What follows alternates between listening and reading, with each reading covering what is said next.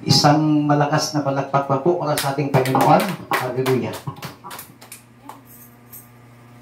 Sa gabi pong ito ay darako tayo sa salita ng ating Panginoon. Yung ating pong teksto ay matatagpuan sa aklat ng Jonah, chapter 1, verses 1 up to 4. Binasa na po kanina sa English version. Babasahin ko naman po sa Magandang Balita Biblia. Ang aklat na ito ay naglalaman ng mensahe ni Yahweh sa pamamagitan ni Jonas na anak ni Amittai. Isang araw sinabi sa kanya ni Yahweh, "Pumunta ka sa Ninibe na isang malaking lungsod at sabihin mo sa mga taga roon na umabot na sa aking kaalaman ang kanilang kasalanan." Sa halip na sumunod, ipinasya ni Jonas na takasan si Yahweh. Nagtungo siya sa Joppa at doon ay nakatagpo ng isang barkong patungong Tarsis. Pagkatapos na magbayad ng pamasahe, sumakay siya sa barko upang maglakbay kasama ng iba pang mga pasahero patungong Tarsis. Sa ganitong paraan ay inakala niyang makakatakas siya kay Yahweh.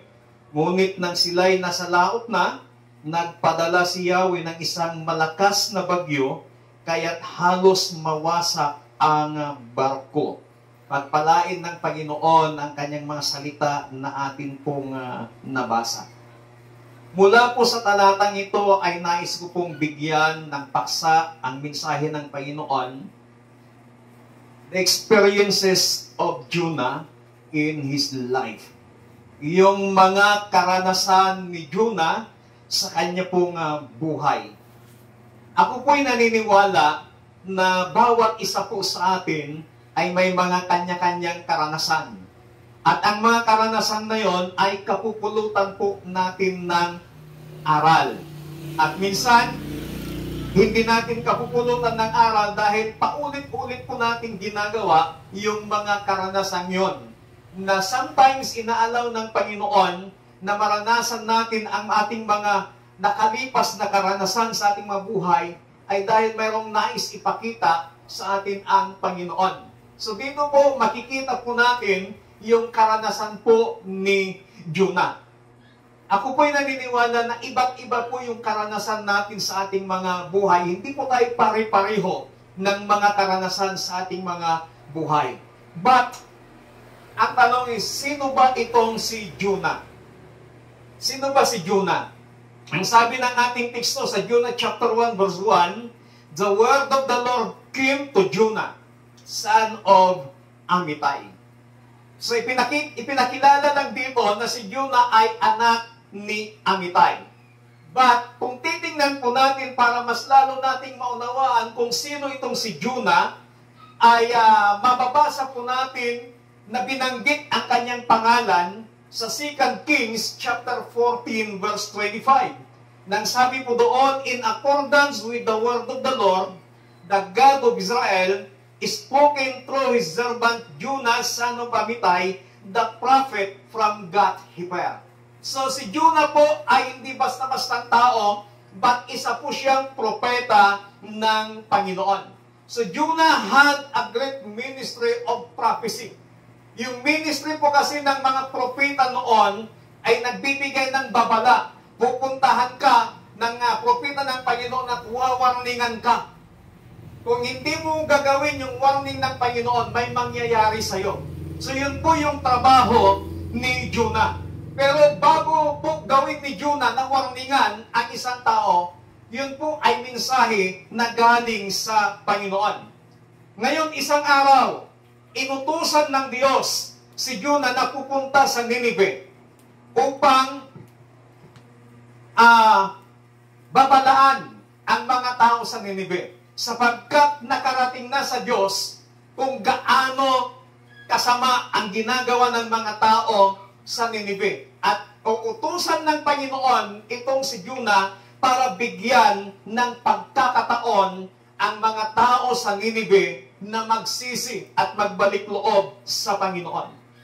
Now, marahil tanungin po natin, dahil sa mapa, wala na po tayong mababasang Nineveh. Ngayon sa panahon po natin, ano ba itong Nineveh ito?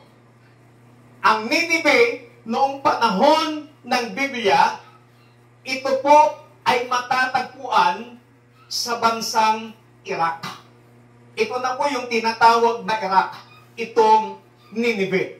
So ganun po kasama ang mga tao doon sa Nineveh. At ang Nineveh ay isang, sa panahon ni Jonah, ito po ay isang napakalaking lungsod na kung saan ay kilala sa paggawa ng kasamaan. So, sa bandang huli, bumagsak po ang Nineveh noong 612 BCE sa kamay ng mga Babilonyo at Medo hanggang sa unti-unting nawala sa kasaysayan. Ngayon, ang bansang Nineveh, ang syudad ng Nineveh, ay matatagpuan ito sa bansang Iraq. Now, bawat isa po sa atin ay may mga kanya-kanyang experiences na kapupulutan po natin ng aral. But, what are the experiences of Jonah na kapupulutan din po natin ng aral? Yung buhay po ni Jonah. May tatlong bagay na nais ko pong ipahayag sa inyo sa gabi pong ito. Sa verse 1 and 2, ang sabi po dito, ang aklat na ito ay naglalaman ng mensahe ni Yahweh sa pamamagitan ni Jonas na anak ni Amittai. Isang araw sinabi sa kanya ni Yahweh, pumunta ka sa Nineveh na isang malaking lungsod at sabihin mo sa mga taga roon na umabot na sa aking kaalaman ang kanilang kasalanan. Unang-una na makikita po natin dito is the call of Jonah. Yung pagkatawag ni Jonah. God called Jonah by name and give him a clear mission.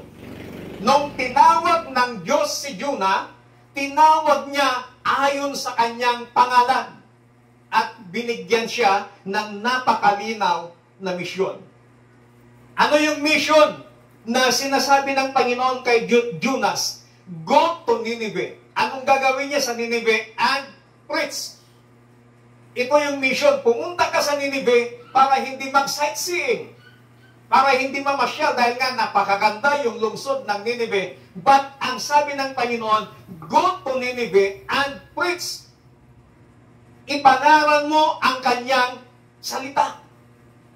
Pangalawa na mission, na napaka-clear na mission dito is go to Nineveh and be an example. Pumunta ka sa Nineveh at para ikaw ay maging ehemplo.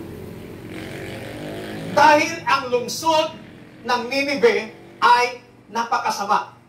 Tayo po minsan na taga-baryo, kapag tayo po ay na-expose sa buhay ng syudad at pagbalik sa probinsya o sa baryo, malaki po yung makita nating pagbabago dahil na-expose sa syudad. Pag pumunta ka ng Baguio, yung mga tao dyan na nakikita natin, lalong-lalo na yung mga babae, na mga naka-short pan na sobrang igsi, tapos halos makita yung cleavage, hindi po taga-Baguio yun. Tagalulan po yung mga yun. Dahil pag taga-Baguio, hindi po ganon yung kanilang kasuotan. Dahil mayroon pong ang kasuotan ng mga igorot. Iba po yung kasuotan ng mga igorot na halos balot sila yung kanilang katawan. Ganon po ang mga igorot. Bakit? Kasi, hindi nyo natatanong, meron ho kaming dugong nananalaytay na igorot. Kasi ang root ng mother side namin, it is from the mountain province. Kaya ang dami namin kamag-anak dyan, nung nagkakaroon ng reunion last month, hindi po ako nakapunta dahil mountain province po yung venue. At nung tiningnan ko sa Google, 6 hours driving ayon sa Google, pero hindi ka man makapatakbo ng mabilis dahil zigzag yung daan. So, nag-decide ako na hindi na ako pupunta. Ngayon, ayun po yung buhay. Kaya, ganun po kasama yung Nineveh. Pangalawa is, God's call is clear and personal. Yung pagtawag ng Diyos kay Jonah ay napakaliwanag at personal. Hindi niya inutusan ng isang tao para sabihin kay Jonah. Now, sa panahon po natin ngayon, God still calls people today to salvation. Na hanggang ngayon ay tumatawag pa rin ang Diyos sa mga tao para tanggapin yung kaligtasan. Actually, the work of redemption, yung gawain ng pagliligtas ay matagal na pong natapos. Tinapos na po ni Jesus 2,000 years ago yung gawain ng pagliligtas. Na hanggang ngayon, tumatawag pa rin ang Panginoon sa mga tao para tanggapin yung kaligtasan. Pero nakakalungkot na yung pagtawag ng Diyos sa mga tao for salvation ay ini-ignore ng marami. God's call today na ng paglilingkod service to a specific assignment.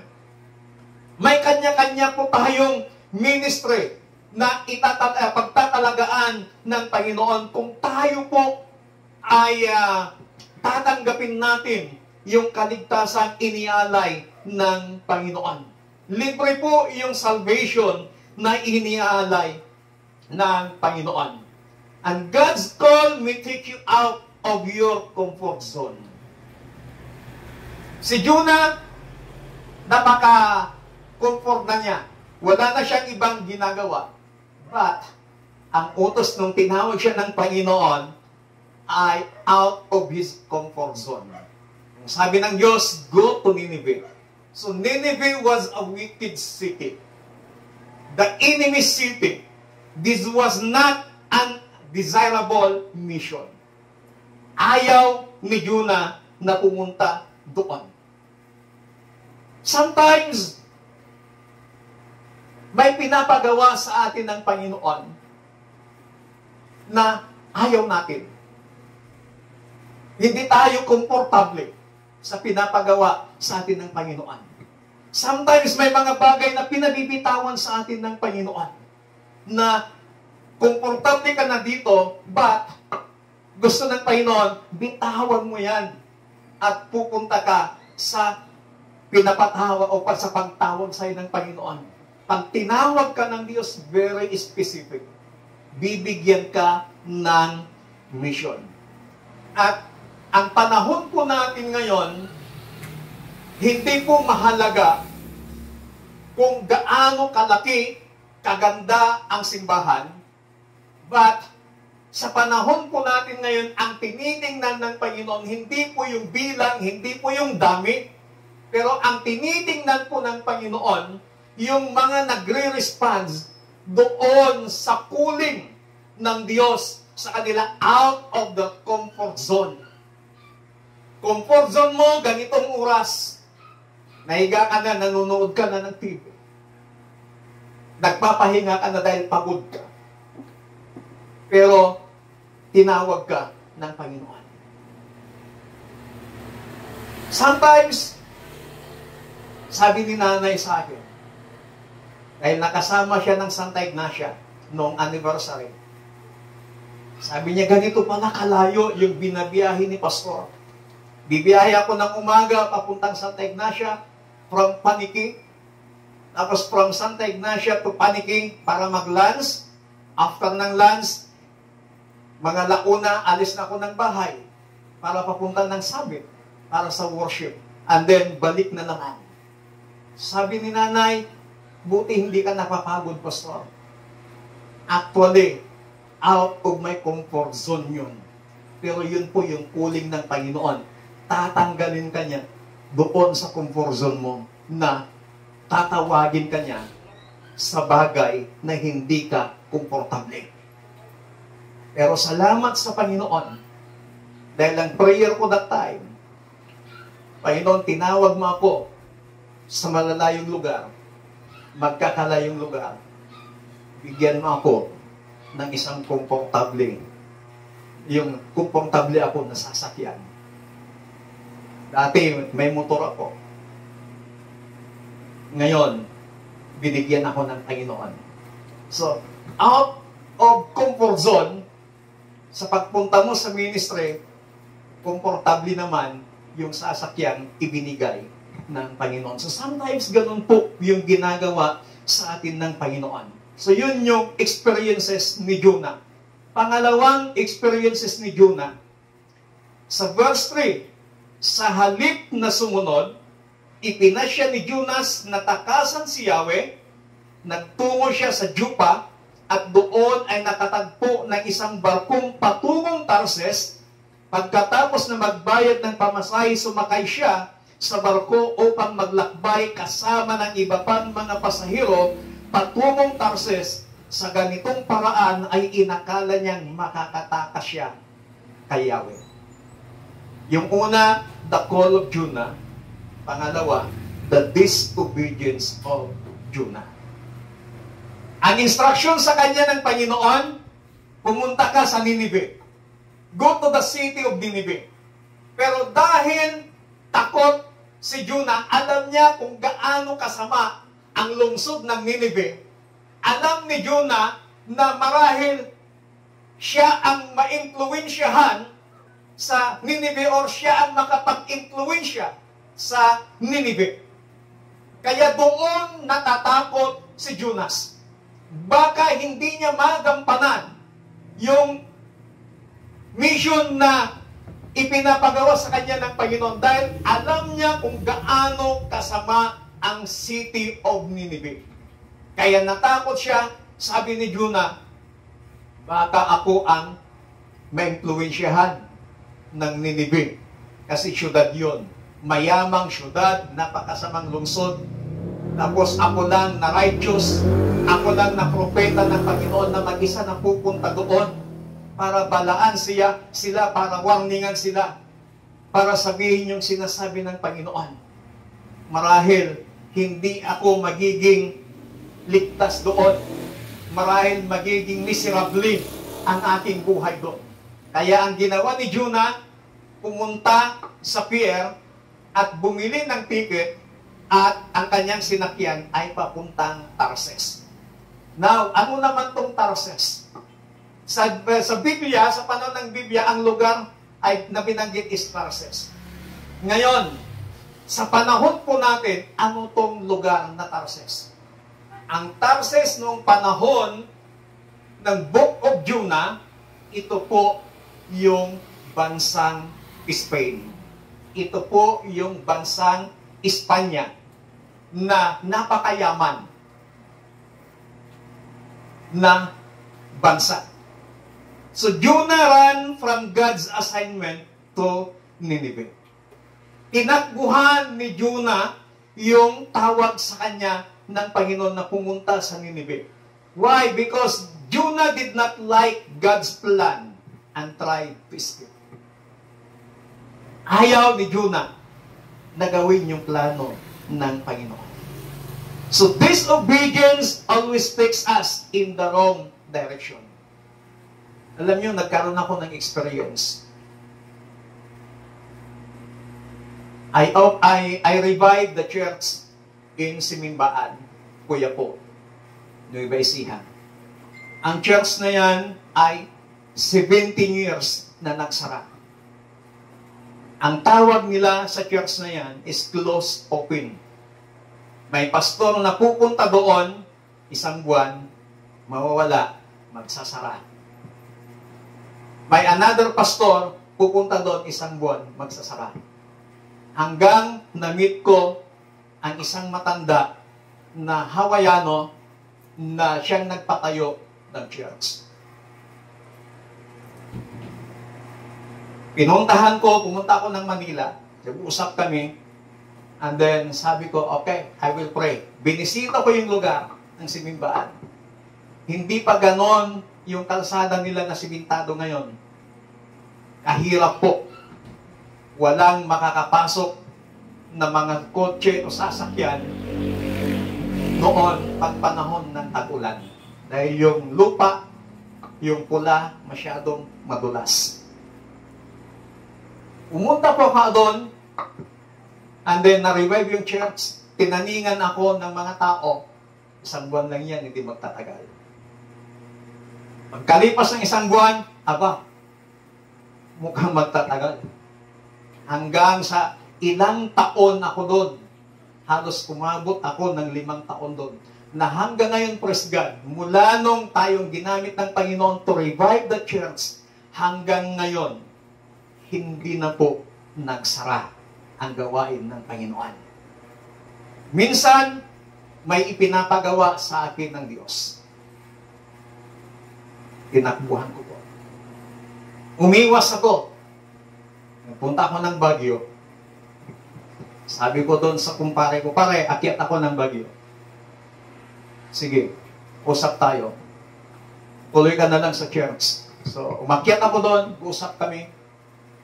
Dito muna ako. Ayaw ko muna doon sa Lulan. So, nagkaroon kami ng pag-usap.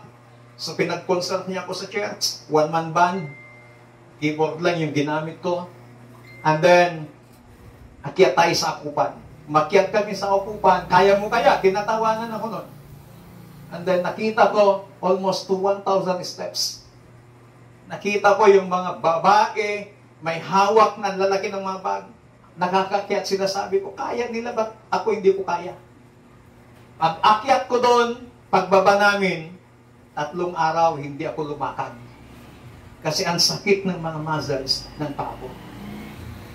Ang daming tawag sa akin dito sa Lulan. Inatakasan ko. Isang araw, alam niyo ho ang ginawa ng Panginoon. Nung andito na ako sa Lulan, sa kuya ko, may tumawag sa aking pastor sa Baguio. Anniversary nila kinabukasan. Sabi sa akin ng kinakapatid naming pastora dito sa kuya ko, Ading, huwag ka nang aakyat. Ikaw magsisermon bukas sa church. Sabi ko, ate, akyat ako. Akyat ako, ate. Hindi pwedeng hindi ako akyat ng Baguio. Umakyat po ako ng Baguio.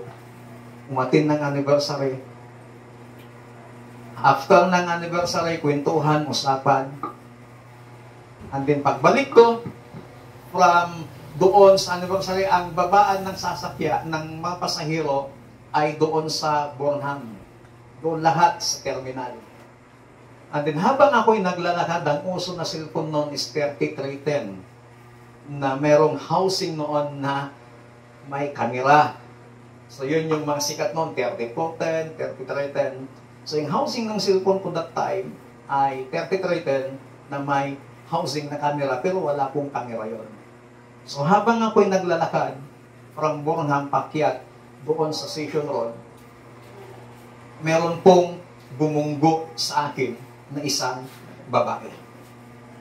Pag bunggo sa akin ng babae, wala na yung cellphone ko. Pag tingin ko sa likod, yung babae, nakasuot ng palda na maong above the knee. Tapos medyo may heel yung kanyang sapatos. Mahaba yung buhok. Yung isipan ko, hindi to makatatakbo.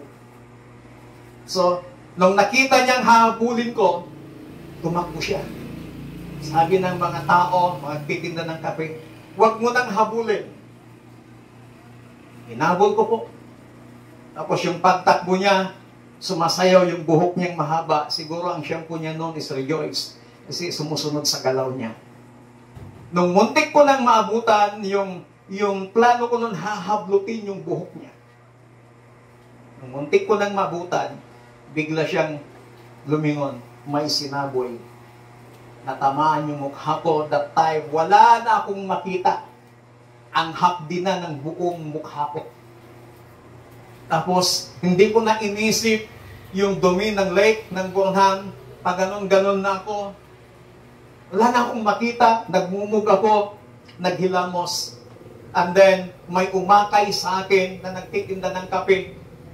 Dinala ako sa police station sa Burnham. Tapos dinala ako doon sa hospital.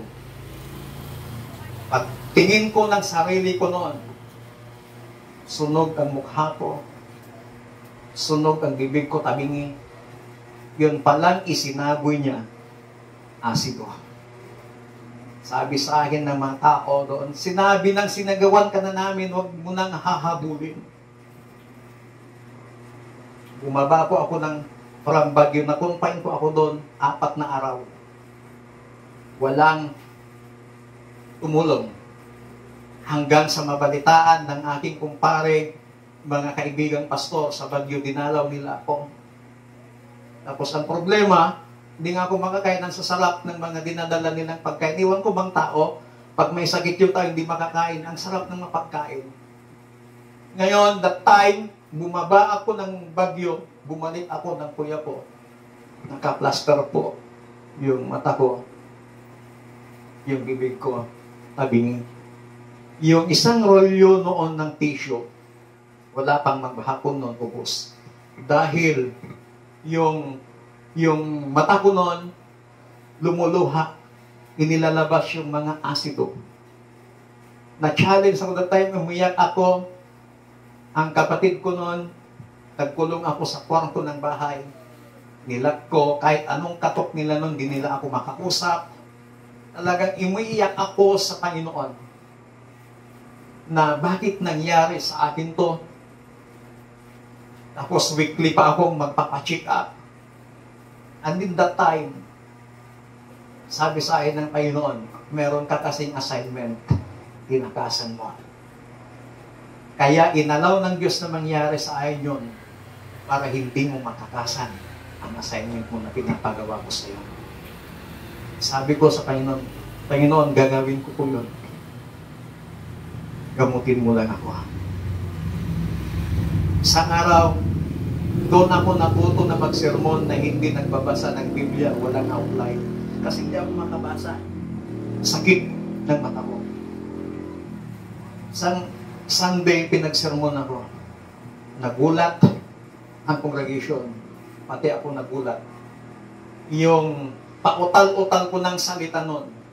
Dahil pati dila ko sunog. Pati bibig ko sunog. Pati dito sunog. Biglang umistraight yung pananalita ko. And then, pati ako nagulat. Umiyak, lumuhod ako sa Panginoon. And then, ang challenge ko sa Panginoon, Lord, gamutin mo ako, pagalingin mo ako. Nagbakasyon ako ng Mindanao. Sikat na sikat ako noon. Kasi nadyaryo at naipalabas sa mga TV yung nangyari. Sikat na sikat ako that time. Tingin ng mga tao sa akin noon, pag maglakad ako sa kalsada, tingin nila sa akin noon. Kala ba namin sunog yung mukha? Praise God po. Kahit isang piklat sa mukha ko, wala pong naiwan.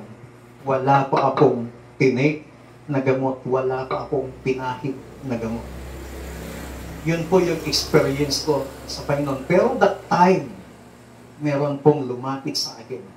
Sabi niya, pauoperahan ka namin, bibigyan ka namin ng libreng bahay, libreng sasakyan, pag-aaralin ka namin kahit anong kurso ang gusto mo. In one condition. Sabi ko, what condition? Umalis ka sa pagkapastor mo. Sabi ko doon sa tao, I don't need your money. I don't need the house and lot. I don't need the brand new car. I don't need any kinds of education. I need Jesus. Sabi sa akin, mag-isip ka. After 2 weeks, binalikan ako itong tao yun. Busy mo pa. Paoperahan nila ako, papag-aralin nila ako, bibigyan nila ako ng house and lot, nakapangalan sa akin, lahat ng gusto ko. Bibigyan nila in one condition. Umalis ka sa pagkapastor mo. Tagal ko pong pinag-isipan. Panginoon, kung aalis ako, magkakaroon ako ng sariling bahay. Magkakaroon ako ng sariling sasakyan. Kahit anong kurso ang kukunin ko, makailang kurso ang kukunin ko, Panginoon. In my human being, bilang tao, gustong-gusto. But my spirit, no. Huwag mong tatanggapin. Nag-usap kami, pasensya na ho kayo. Hindi ko po tatanggapin ang offer niyo. Hindi ko na po babanggitin kung anong grupo ito. After 1 week, may tumawag sa akin long distance from abroad. Totoo ba yung nabalitaan namin dito? Ganito ka. Yes. Sabi niya sa akin, habang magkausap tayo ngayon, papadala ko ang kailangan mo. 200,000, papadala ko sa'yo. Pampaopera mo in one condition. Umalis ka pagkapastor mo. Sabi ko sa taong to, binibili mo na ako ngayon? Mayabang ka na kasi may pera ka. Nung wala ka pang pera, nung hindi ka pa nakapag-abroad, napakalumong tao, ngayong may pera ka, binibili mo na ako. Hindi ko kailangan ng pera mo.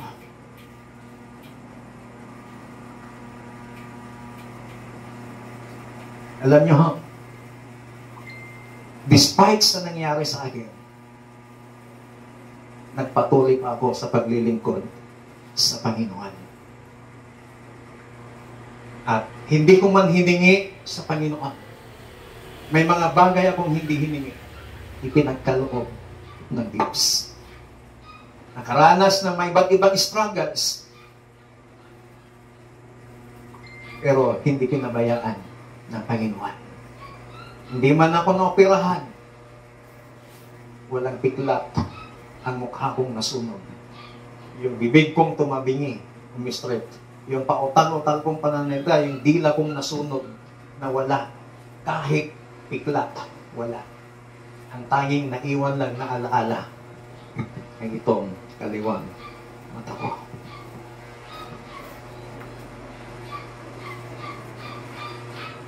Now, bakit ko sinasabi ito? Kasi naranasan kong tinakbuhan yung ikinapagawa sa akin ng Panginoon. When I pastor in Manila, Sampaloc, nakatira ako doon sa Manila. Ako yung caretaker ng isang bahay. Mga boarders noon, mga estudyante ng UST, Espanya, iba't ibang universities. 10 kwarto. Nasa ilalim kami ng bahay yung church. Tapos yung sponsor ko noon na Hawaiano. Merong agency. Pinadalhan niya ako ng invitation na mag-speak ng isang gathering sa Hawaii. Pinadalhan niya ako lahat ng kailangan at yung gagamitin doon sa US Embassy. Pinadala.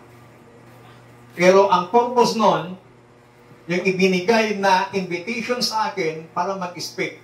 Pero after that, mag-TTNT ako doon.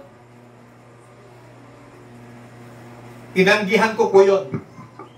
Ang sabi sa akin ng mga taga-sinimbaan noon, Pastor, pagkakataon mo na to, para lahat ng mga taong nang-apak sa iyo, ipakita mo na sa kanila ngayon. Sabi ko, wrong motives. Nung nagbakasyon yung matanda from Hawaii, nag-usap kami. Una na kanya, salawasaw ka, una na kanya. Nagmayat di offer, madim na tinanggap. At pinag-apply na ulit. Farmer, ang a-applyan ko doon sa Hawaii. Hindi pastor.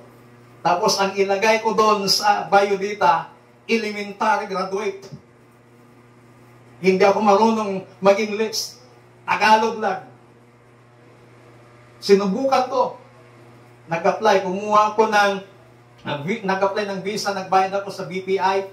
$100. That time is 5,000. Pero wala naman akong gastos. Sa kanya lahat. Pero hindi ako inalaw ng Panginoon. So sometimes, may mga bagay na dapat natin gawin para matakasan yung ministry. Para matakasan yung ipinapagawa sa atin ng Diyos. Katulad ni Jonah. Pero, hinadlangan siya ng Panginoon. So, disobedience is not just delay. It is rebellion to God. Kapag may ipinapagawa sa atin ng Panginoon at ayaw nating gawin, pagre-rebelde yun sa Panginoon. And disobedience lead us away from God. Kapag patuloy po tayong nagdi-disobey sa Panginoon, tayo po ay unti-unting nilalayo sa Diyos. And lastly, experiences of Jonah sa verse 4. Ngunit nang sila'y nasa laot na, nagpadala si Yahweh ng isang malakas na bagyo, kaya't halos mawasak ang barko. The nightmare of Jonah. Ito na, yung bangungot sa buhay ni Jonah. Because of his disobedience to God, nagkaroon ng bangungot ang buhay ni Jonah. Ano pong nangyari? Nung sila po'y nasa gitna ng dagat, God sent the storm. God forsook Jonah not to destroy him, but to bring him back to God.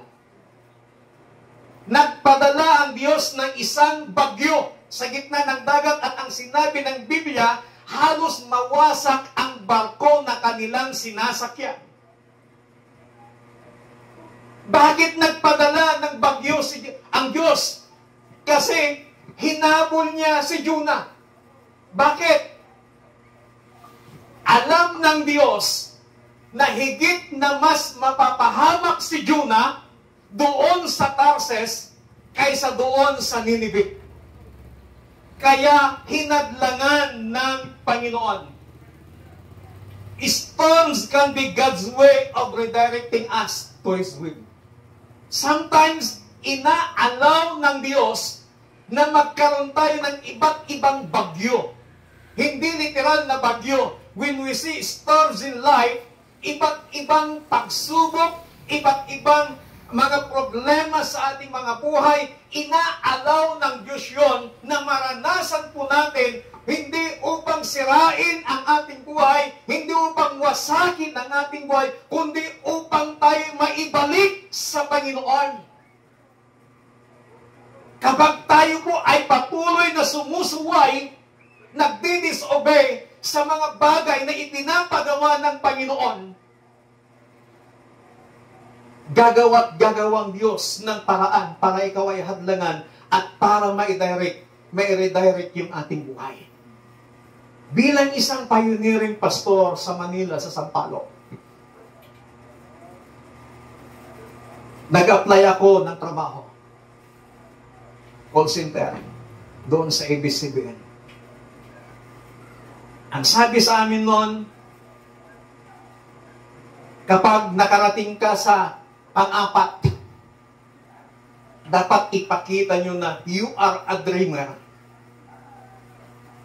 So, pagdating sa unang kwarto, meron silang pinatype sa computer at may limit ilang minuto lang dapat matapos mo yon. At kapag hindi mo natapos yon, hindi ka makakapunta sa pangalawa. Hanggang sa pangatlo, pang-apat, ang sabi sa amin,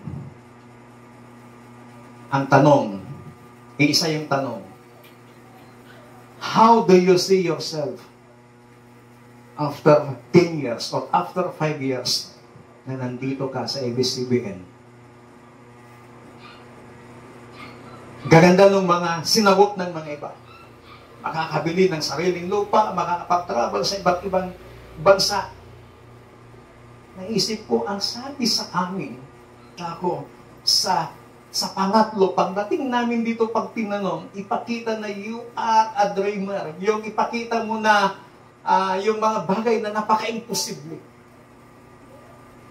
Nung nakarating sa akin, tinanong ako, sabi ko, I see myself after 5 years or 10 years that I am here.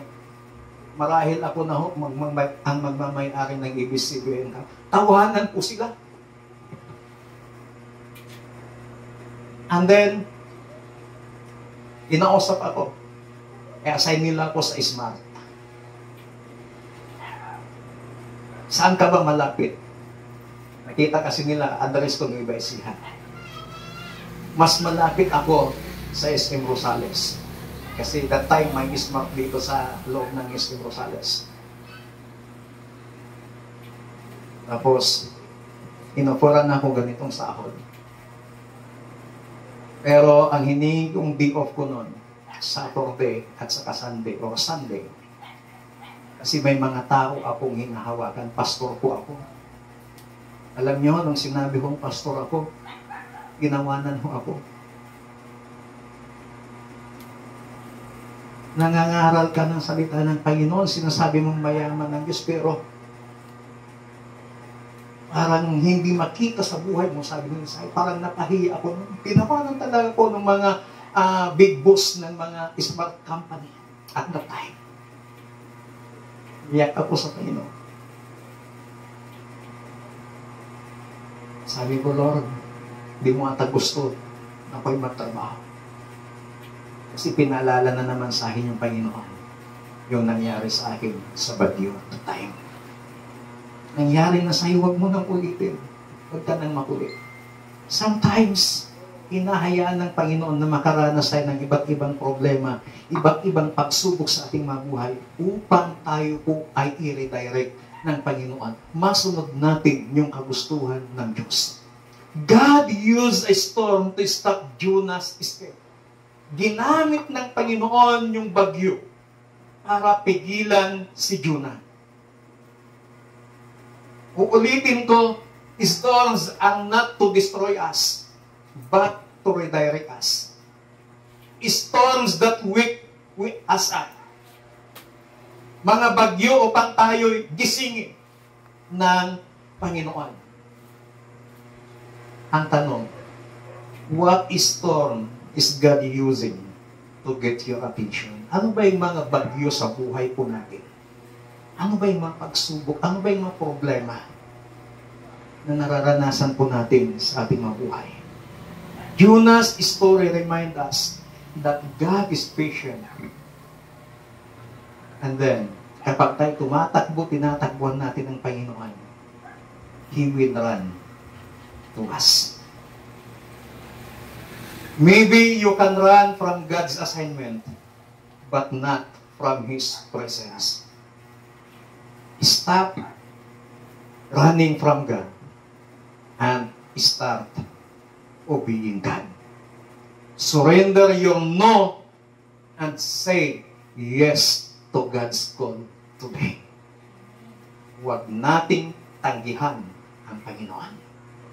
Pag tinatanggihan natin ang Diyos, asahan po natin, meron at merong iaalaw ng Diyos na bagyo na maranasan po natin para hindi po natin matanggihan ang Panginoon sa ipinapagawa niya sa atin.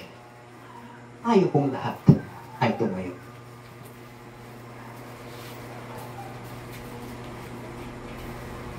Handaan po natin mga pagsubok, mga problema sa buhay. God allowed that to happen. Hinahayaan ng Panginoon na mangyaring mga yan.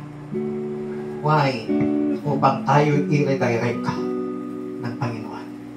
Marahil may mga bagay tayong sinuway sa Panginoon. Marahil may mga ipinapagawa sa atin ng Panginoon na nagdadalawang isip tayo kung susundin ba natin o hindi. Marahil tinitingnan natin kumusta ang aking magiging future kung susundin ko ang Panginoon. Kung susundin ko yung pinapagawa sa akin ng Diyos. Kapatid, when we obey God, huwag kang mag-alala. Siya ang magiging bahala sa'yo. I tried it. Maraming beses ko nang napatunayan. Habang hinahabol ko yung blessing ni God, hindi ko nakakamit. Pero habang ginagawa ko yung pinapagawa ng Panginoon at sinasabi, ikaw na pong bahala, Panginoon. Magugulat ka na lamang, may mga blessing na dumarating. Kasi, Diyos ang nagpapagawa sa iyo. Then, bahala na ang Panginoon. Hallelujah. Paibuti mo, Panginoon, sa lahat ng oras, sa bawat araw. Ika'y laging tapat kung magmahal. Ang iyong tawa ay magpawalang hanggan. Pinupuri, sinasamba kita, dakilang Diyos at Panginoon. Tunay ngang ika'y walang katulad, tunay ngang ika'y di nagbabago. Mabuti ang Diyos na sa amin ay nagmamahal.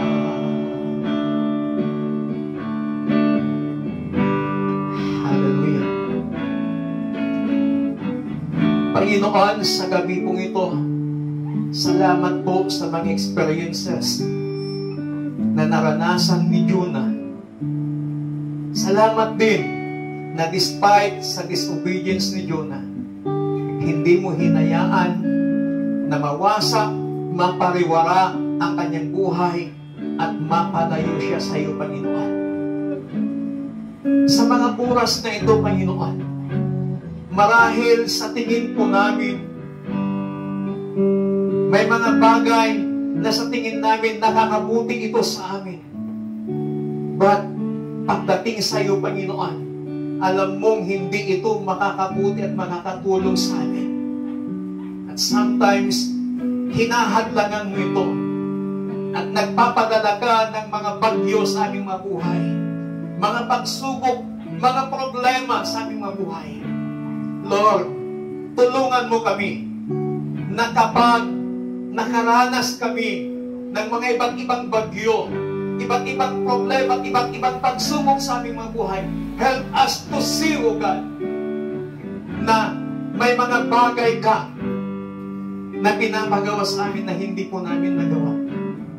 And help us to obey whatever things na pinapagawa mo sa amin, Panginoon. Help us, Holy Spirit, na maging masunurin sa iyo. Panginoon, tulungan mong bawat isa sa amin to recognize your goodness, to recognize your presence, and to recognize your power in our lives. Panginoon, may mga fear kami sa aming mga buhay. May mga fear kami sa aming mga futures. But Lord, katulad ni Jonah, sa kanyang pagdisugi sa iyo, dahil meron siyang takot, meron siyang fear, na kapag siya'y nagpatuloy sa Nineveh,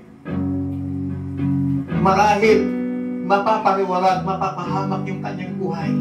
At ang nakikita niya, Panginoon, na paraan, mas mapapabuti, mapapagaan ang kanyang buhay kapag siya'y pupunta sa Tarses, na kung saan lugar na napakayaman.